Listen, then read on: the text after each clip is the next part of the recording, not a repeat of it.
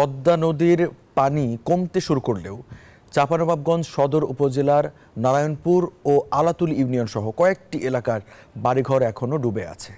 এতে করে পানিবন্দী মানুষের দুর্ভোগ বেড়েছে। বিশুদ্ধ পানি ও খাবার সংকট দেখা দিয়েছে।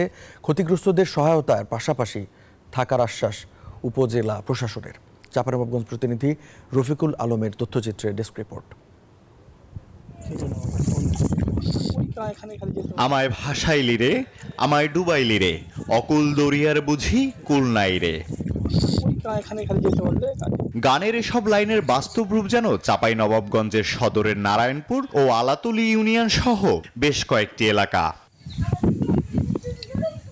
ফারাক্কা বাঁধ খুলে দেয়ায় পদ্মা তীরবর্তী চরাঞ্চলে প্রায় 10,000 মানুষ এখন পানিবন্দী। ডুবে গেছে শত শত বাড়িঘর। স্থানীয়রা বলছেন প্রায় 10 দিন ধরে পানিবন্দী থাকায় দেখা দিয়েছে খাদ্য সংকট। পানির নিচে ফসলি জমি, আমবাগান। স্বাস্থ্যকর অল টাইম হানিকম, সব সময় অল টাইম হেলদি লাইফ। সব বাড়িঘর ডুবে গেছে, ধরেন কালাই পাকড় যা ছিল ধরেন সব ডুবে গেছে। ওখানে হারা ওয়াফতে আছি। গরু ছাগল কোথায় রাখবো বা নিজেরাই কোথায় রাখবো, কোনো খাওয়া দাওয়ার ব্যবস্থা নাই। আমরা বাঁচবো কিভাবে? সরকার একটু আমাকে সাহায্য করবেন না?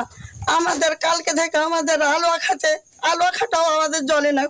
সরকারি বা সংশ্লিষ্ট কোনো সাহায্য বা আর্থিক কোনো অনুদান আসেনি এবং পাইনি। বন্যা কবলিত এলাকায় ক্ষতিগ্রস্তদের সহায়তা দেয়া শুরু হয়েছে বলে জানিয়েছে স্থানীয় প্রশাসন। 462টি পরিবার অন্যত্র চলে গিয়েছে এবং তারা ক্ষতিগ্রস্ত অনেক কৃষি ক্ষেত্রে। তো আমরা সেখানে জেলা প্রশাসনের পক্ষ থেকে তাদেরকে সহযোগিতা করার জন্য পদক্ষেপ নিয়েছে। আমরা উপজেলা প্রশাসনের পক্ষ থেকে তাদের ক্ষতিগ্রস্তদের তালিকা করে আমরা ইতিমধ্যে মন্ত্রণালয়ে প্রেরণ করেছি এবং দ্রুতই চলে আসবে। শুধু নারায়ণপুর ও আলুতুলিই নয়, বন্যার পানিতে এখনো ডুবে আছে সদর উপজেলার দেবীনগর, ইসলামপুর, চরবাগডাঙ্গা ইউনিয়নের নিম্নাঞ্চল। Desk report, news 24।